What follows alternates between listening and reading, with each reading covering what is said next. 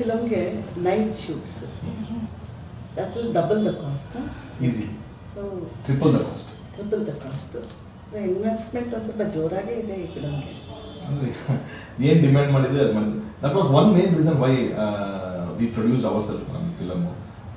ಪುನೀತ್ ಕತೆ ಹೇಳಿದಾಗ ನಾವು ಕತೆ ರೆಡಿ ಮಾಡಬೇಕಾದ್ರೆ ಕತೆ ಟೈಮಲ್ಲೇ ಸ್ಕ್ರಿಪ್ಟ್ ಮಾಡ್ಕೊಂಡ್ಬಿಟ್ಟಿದ್ದು. ಆವಾಗ ಅಷ್ಟು ಟೈಮಲ್ಲೂ ನಾವು ಪ್ರೊಡಕ್ಷನ್ ಮಾಡ್ತೀವಿ ಅಂತ ಅವ್ರು ಹೇಳಿರಲಿಲ್ಲ, ಅಥವಾ ಐಡಿಯಾನು ತುಂಬ ಇರಲಿಲ್ಲ ನನಗೆ. ಯಾರಿಗಾದ್ರು ಬೇರೆ ಪ್ರೊಡಕ್ಷನ್ ಹೋಗಿ ನಾನು ಪಿಚ್ ಮಾಡ್ಕೊಡ್ತೀನಿ, ಪುನೀತ್ ಒಂದೇ ಇದ್ದಿದ್ದೆ ಅಂದರೆ ಸರ್ ನಾನು ಯಾವ ಪ್ರೊಡಕ್ಷನ್ ಮಾಡೋದು ನಾನು ಒಂಚೂರು ನಿಮ್ಮ ಜೊತೆಗೆ ಇರಬೇಕು ಈ ಸಿನಿಮಾ ಒಂದು ಸಿನಿಮಾ ಅಂತ ಅವ್ರು ಕೇಳಿದ್ರು. ಸರಿ ಆಯ್ತಲ್ಲ, ಇಲ್ಲಾದ್ರೂ ಕ್ರಿಯೇಟಿವ್ ಹೆಡ್ ಆಗಿರ್ತೀನಿ ನಾನು ಅಂತ ಹೇಳಿಟ್ಟಿದ್ದು. ಬಟ್ ಫಿಲಮ್ ಮುಗಿದ್ಮೇಲೆ ನಮ್ಗೆ ಗೊತ್ತಾಯಿತು ಇದನ್ನು ಪ್ರೊಡಕ್ಷನ್ ಯಾರಿಗೂ ಕತೆ ಇಷ್ಟಪಡ್ತಾರೆ ನನಗೆ ಗೊತ್ತು. 100% ಯಾರು ಕತೆ ಹೇಳಿದ್ರು ಓಕೆ ಮಾಡ್ತಾರೆ.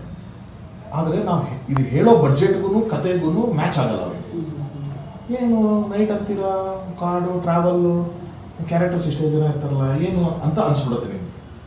ಬಟ್ ಅದಲ್ಲ, ಅದನ್ನು ಮೀರಿದ್ದು ಟೆಕ್ನಿಕಲಿ ಗೊತ್ತಿದ್ರೆ ಮಾತ್ರ ನಮ್ಗೆ ಅದರ